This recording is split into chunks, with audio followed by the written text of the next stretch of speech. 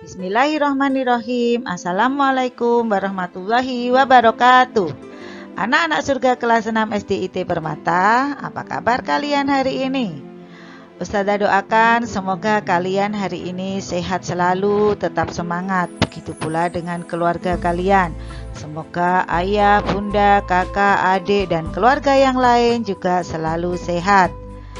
Nah, anak-anak, hari ini kita akan belajar tema 3, subtema 3, bagian 2. Masih tetap semangatkah? Semoga selalu tetap semangat. Nah, anak-anak, sebelum kita belajar, marilah kita buka pembelajaran hari ini dengan bacaan basmalah dan sholawat. Bismillahirrahmanirrahim. Allahumma sholli ala sayyidina Muhammad. Anak-anak, hari ini kita akan belajar tema 3 tentang tokoh dan penemuan. Subtema 3 tentang ayo belajar menjadi penemu.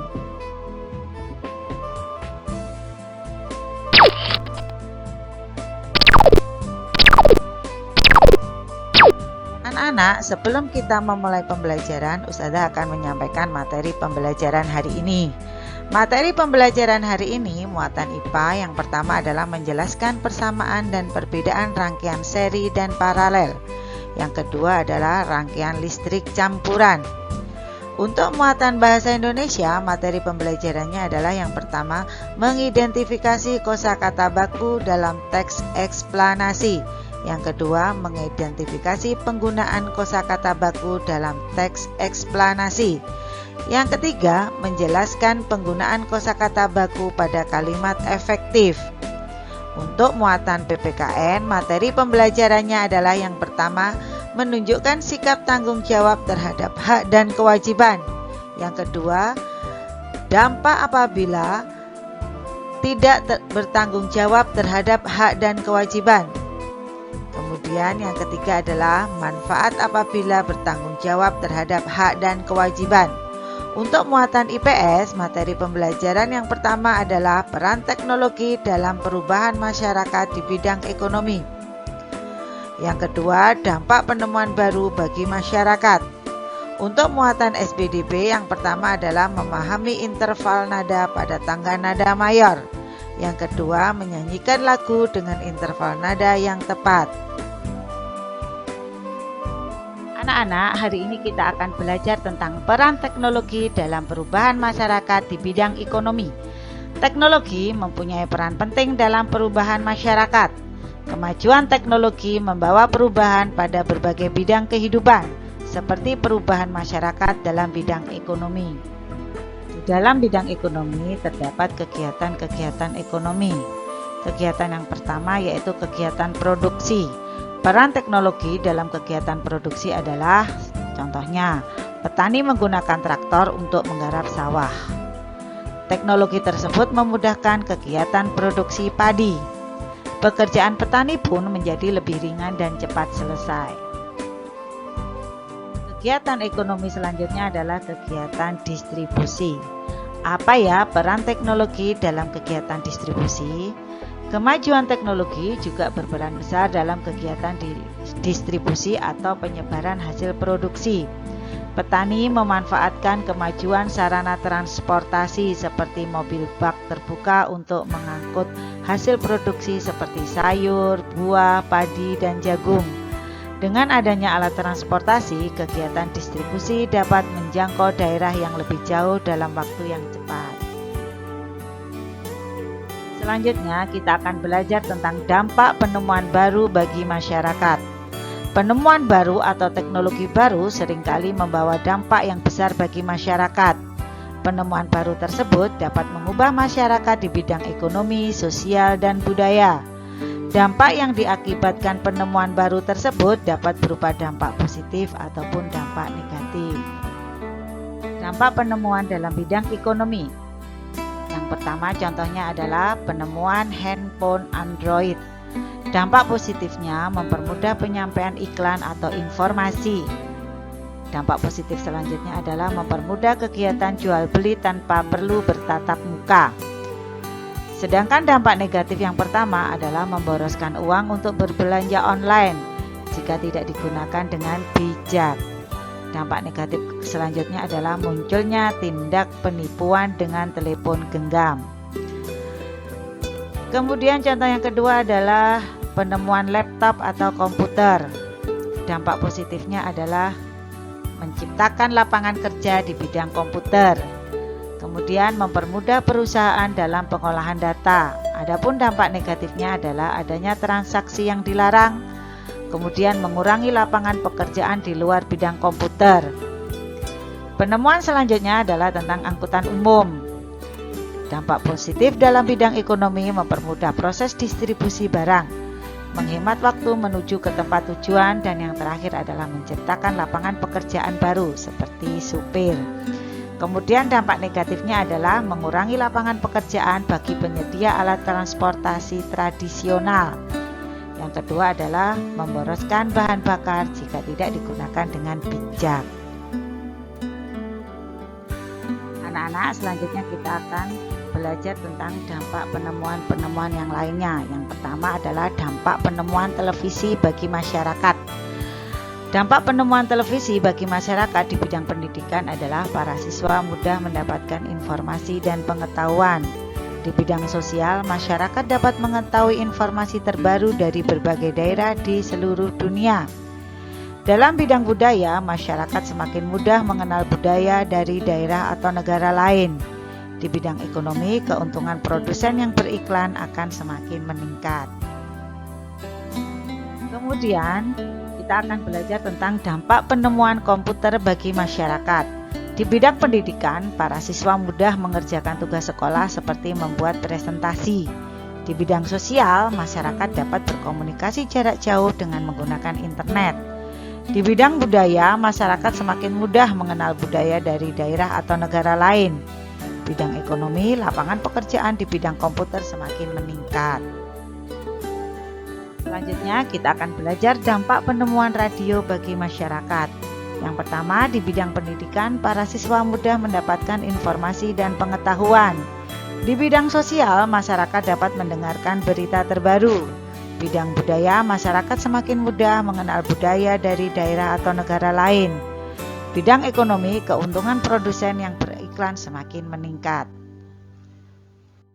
Kemudian kita akan belajar dampak penemuan listrik bagi masyarakat. Dampak penemuan listrik bagi masyarakat di bidang pendidikan adalah anak-anak dapat belajar dan mengerjakan tugas dengan baik pada malam hari. Di bidang sosial dapat melakukan komunikasi jarak jauh dan akses informasi semakin tinggi. Di bidang budaya, kegiatan pentas seni dapat dilakukan pada malam hari. Bidang ekonomi, kegiatan jual beli dapat dilakukan sepanjang hari. Nah, anak-anak, setelah kita belajar tentang dampak penemuan listrik bagi masyarakat, hendaknya kita juga tahu tentang rangkaian-rangkaian listrik. Pada tema 3 subtema 1 kita telah belajar rangkaian seri. Pada tema 3 subtema 2 kita belajar rangkaian paralel. Nah, sekarang marilah kita bersama-sama belajar tentang persamaan antara rangkaian seri dan rangkaian paralel. Yang pertama, daya dan arus listrik yang dibutuhkan dari kedua jenis rangkaian tersebut adalah sama besar. Yang kedua, kedua jenis rangkaian dapat digunakan secara bersama-sama. Dan yang ketiga, kedua jenis rangkaian memiliki kesamaan hambatan. Hambatan listrik artinya kemampuan benda untuk menahan aliran arus listrik. Artinya, semakin panjang kabel yang digunakan, maka hambatan listrik jadi semakin besar pula. Setelah belajar tentang persamaan rangkaian seri dan rangkaian paralel, sekarang kita akan belajar tentang perbedaan rangkaian seri dan rangkaian paralel. Apa sajakah perbedaannya? Mari kita belajar bersama-sama. Anak-anak, untuk mengetahui perbedaan rangkaian seri dan rangkaian paralel, hendaknya kita wajib tahu ciri khas masing-masing rangkaian. Mari kita belajar ciri khas rangkaian seri terlebih dahulu agar kita memahami perbedaan rangkaian seri dan paralel. Anak-anak, perhatikan gambar berikut ini. Dari gambar berikut ini kita tahu ciri khas rangkaian seri. Yang pertama, hanya memiliki satu aliran listrik saja. Yang kedua, membutuhkan sedikit komponen listrik sehingga biaya yang dibutuhkan untuk membuat rangkaian seri lebih sedikit. Cahaya lampu yang dihasilkan lebih redup. Jika salah satu alat listrik dilepaskan dari rangkaian yang membuat kabel terpisah, akan mengakibatkan alat listrik lainnya padam. Selanjutnya, kita akan belajar tentang ciri khas rangkaian paralel. Anak-anak, perhatikan gambar berikut ini. Dari gambar berikut ini, kita akan memahami ciri khas rangkaian paralel. Yang pertama, memiliki lebih dari satu aliran listrik. Yang kedua, membutuhkan banyak komponen listrik sehingga biaya yang dibutuhkan untuk membuat rangkaian paralel lebih besar. Yang ketiga, cahaya lampu yang dihasilkan lebih terang.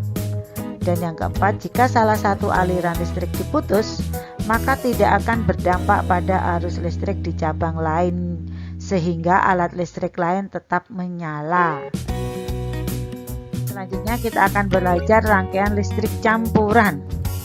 Apa ya yang dimaksud dengan rangkaian listrik campuran? Rangkaian seri memiliki satu aliran edar saja atau tanpa cabang, sedangkan rangkaian paralel memiliki lebih dari satu aliran edar atau bercabang. Rangkaian listrik seri dan paralel dapat digabung akan membentuk rangkaian listrik campuran. Anak-anak, mari kita lanjutkan belajar tentang rangkaian listrik campuran. Perhatikan gambar berikut ini. Lampu L1, L2, dan L3 dipasang secara seri. Perhatikan, L1, L2, L3 dipasang secara seri. Sudah paham? Kemudian lampu L1, L2, L3 dipasang secara paralel dengan lampu L4 dan L5. Perhatikan, jadi ada 3 rangkaian paralel ya. Rangkaian pertama adalah L1, L2, L3, rangkaian kedua L4, dan selanjutnya adalah L5. Jika lampu L1 padam, perhatikan, jika lampu L1 padam, maka lampu L2 dan L3 akan padam karena disusun secara seri. Sedang lampu L4 dan L5 akan tetap menyala karena rangkaian paralel. Kemudian, jika lampu L4 padam, maka lampu L1, L2, L3 tetap menyala. Dan lampu L5 juga tetap menyala karena disusun secara paralel. Kemudian perhatikan lagi, jika lampu L5 padam, maka lampu L1, L2, dan L3 serta lampu L4 akan tetap menyala karena disusun secara paralel. Ingat ya, jika disusun secara paralel, bila ada salah satu lampu padam, maka lampu lainnya tetap menyala. Sebaliknya, apabila lampu disusun secara seri, bila salah satu lampu padam, maka lampu lainnya juga akan padam. Sudah paham anak-anak tentang rangkaian listrik campuran? Nah anak-anak, hari ini kita telah belajar. Semoga apa yang Ustazah sampaikan bisa dimengerti oleh anak-anak. Bila ada satu atau dua hal yang kurang berkenan di hati anak-anak, Ustazah mohon maaf sebesar-besarnya. Bila ada materi yang kurang jelas, anak-anak bisa bertanya kepada Ustazah masing-masing. Terima kasih, mohon maaf sebesar-besarnya. Wabillahi taufiq wal hidayah. Wassalamualaikum warahmatullahi wabarakatuh.